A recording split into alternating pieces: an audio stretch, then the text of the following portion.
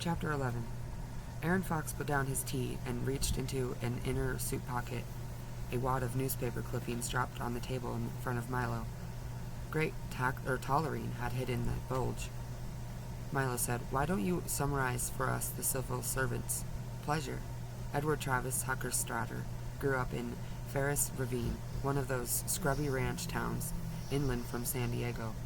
Daddy an unknown, mommy a crazy drunk. When young Eddie was 14, he got into a shoving match with a classmate, and the other kid died. Eddie got convicted of murder, spent some time in the juvie lockup, and then got shunted around the foster care system. That's some psychological history, Doc. 14, said Mo Reed.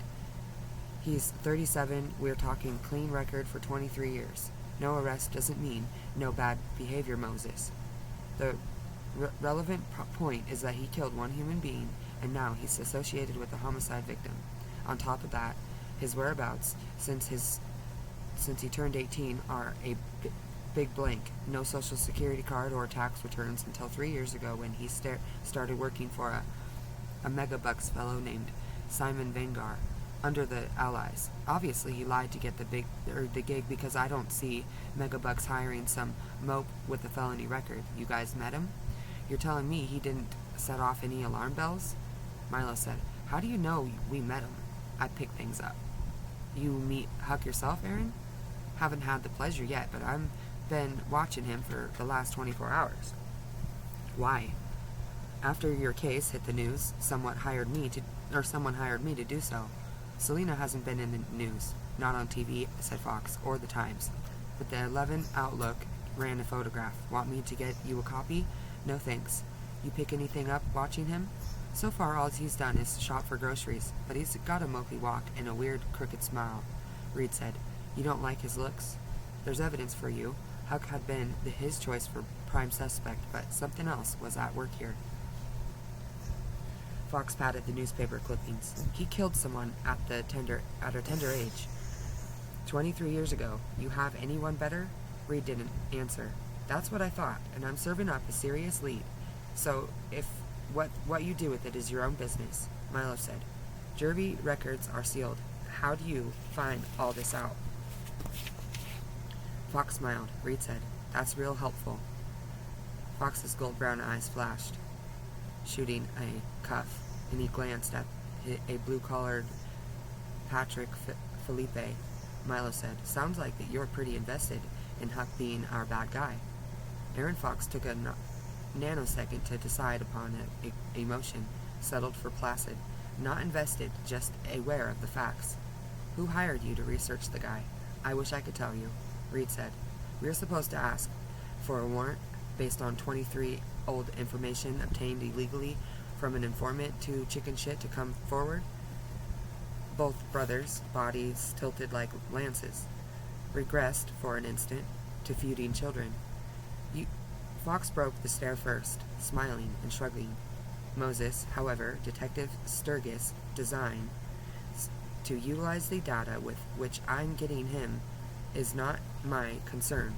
He stood. I've done my civic duty. Have a nice rest of your day, gents, Reed said. Your brain's so functional.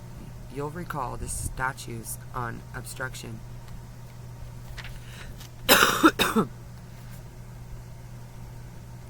Fox smoothed his silk shirt collar. Little bro, you get like that and I'll know you're blowing more smoke than one of those clunkers you had missed on driving. To Milo, word has it there are other victims in the marsh, and that a press conference is in the horizon. It was me on the podium, and I'd like a few factoids when those pesky questions start flying. Milo flicked the clippings with a big square thumbnail. We're to be sure to pore over every word, Aaron. You tell us who hired you to scope out Huck and why, and we might give them some credibility. Their credibility isn't in the question, said Fox. Only issue is whether you decide to follow through. Pulling a 20 from an alligator billfold, he let it float to the table. Milo said, not necessary. Thanks, but no thanks, said Fox. I always pay my own way. And snapping a quick salute, he left the remained, canted forward. Milo said, Your brother, huh? Reed nodded. Vice has nothing on Schuylerlin Dawkins, but I'd better run over to the LAX stroll and see if I can learn something before I drive to San Diego. Erupting from his chair, he charged out before Milo could answer. Milo said, the joys of life. I said, Huck, also from San Diego area. Funny thing about that. But why give Fox this satisfaction? We examined the clippings in Milo's office. There are articles from the Ferris Ravine, Clarin, spaced a month apart, written by Cora A. Brown, the paper's publisher and editor-in-chief. One piece covered the tragedy. 2 follow-ups added nothing. The facts were, as Aaron has summarized on a hot May afternoon, 8th grader Eddie Huckenstrader, considered a shy child and loner by his teachers, had family responded to months of bullying by an outsized 9th grader named Jeffrey Shenru. During the schoolyard confrontation, the much taller Eddie had shoved his quarterback against in the chest, and Jeff Shenru stumbled backward, caught his balance, charged at Eddie, fists flying. Before a blow could land, he cried out, fell flat on his back, lifeless. Milo said, Sounds like an accident, or, at the worst, self-defense. I'm surprised Huck served any juvie time. I ruffled the clippings. This is what Fox wanted you to see. Maybe there's more. The internet brought up nothing on Eddie Huckenstrader, nor did the name appear in any criminal data banks. Milo said, No surprise there.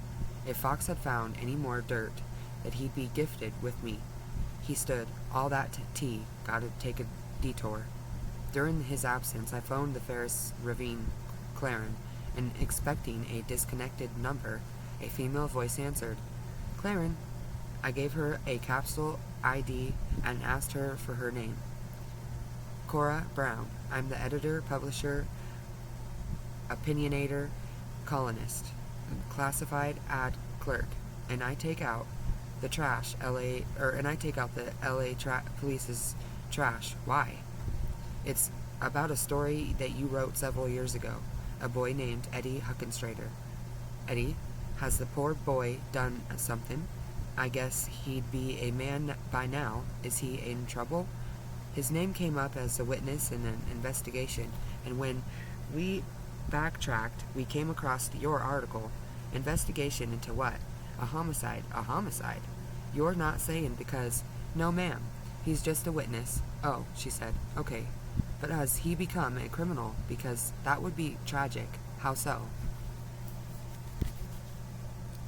The mistreatment he got turning him bad. Juvenile detention in the foster system. Yes, but even before that, said Cora Brown. That mother of his, so much of life is pure damned luck, isn't it? Eddie never had much, and if you want to know my opinion, he got railroaded from the get-go. The boy he pushed was the son of a rich rancher. The whole family were bullies, used to having their way, no questions asked. They were rough on their migrants, treated them like slaves, raised a child in the environment. What do you think you're going to get? Are the Shenures still around? Oklahoma, last I heard. Sold out years ago to an agribusiness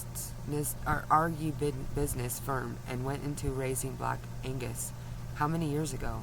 Right after what happened to Jeff. Sandy, the mother was never the same. Rich family, I said. Eddie, on the other hand, lived in a trailer with a lunatic lush of a mother. What happened the day was one of those schoolyard things. Happens all the time. Pause. Not that children die from schoolyard things. That was tragic.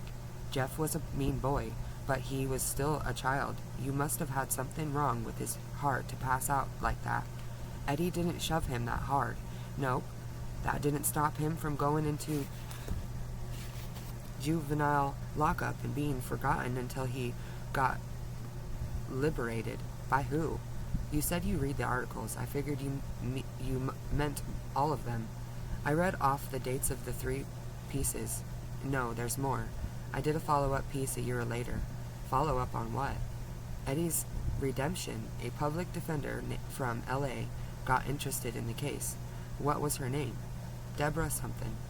Hold on, let me get on the computer. My grandson's one of those technical geniuses.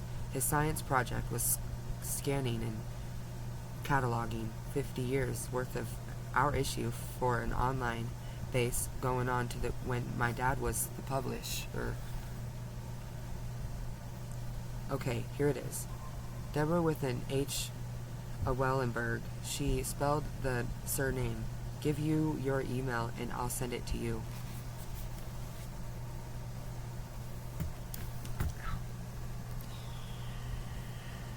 Thanks. Pleasure. I do hope Eddie hasn't turned bad. When Milo returned, I waved the attachment I'd printed. Here's the part Fox left out. A PD was handling the appeal of another ward in the youth camp, and one of the counselors told her about a kid who was being brutalized and had received several concussions. Huck's neurological symptoms. Quite likely. The guard said that Eddie didn't belong there in the first place. The lawyer, Deborah Wellenberg, looked into Eddie's conviction, agreed, and filed an emergency right. A month later, Eddie was released and the charges were expunged, and he got sent to foster care because his mother was unfit. And I looked Wellenberg up on the Bar Associated website, and she's private now.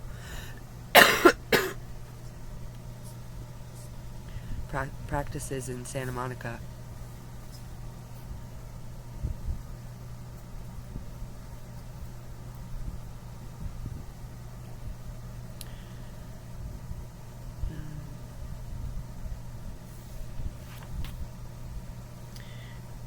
Do-good lawyer actually does some good, he said.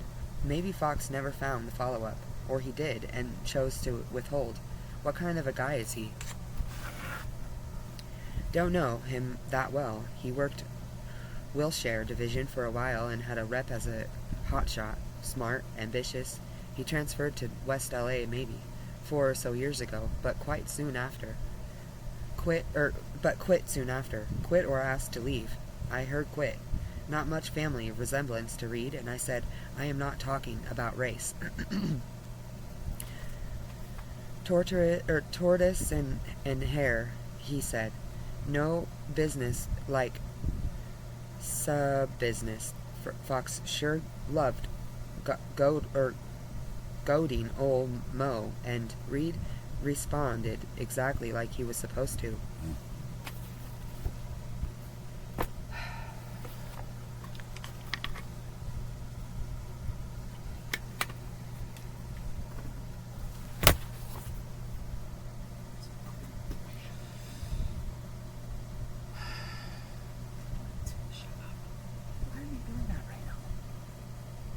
I wasn't able to do it last night.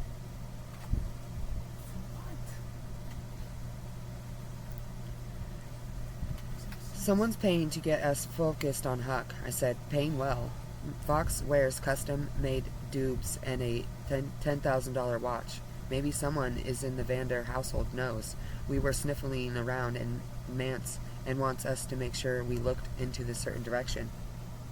Huck comes across odd, but he's a natural. On the other hand, he really could be out your guy. The first thing Cora Brown asked was whether poor little Eddie had become a criminal because of what he went through, shoving black hair off of his brow. He read the article. Railroaded and vindicated, but he got stuck in the same place as serious delinquents and had his brains scrambled. Tossed in maternal deprivation and drifting around the foster system, and all kinds of things can happen. He stays under the radar until 3 years ago, and yeah, that adds up to what you guys call high risk for deviant behavior. What do you call it? A lead.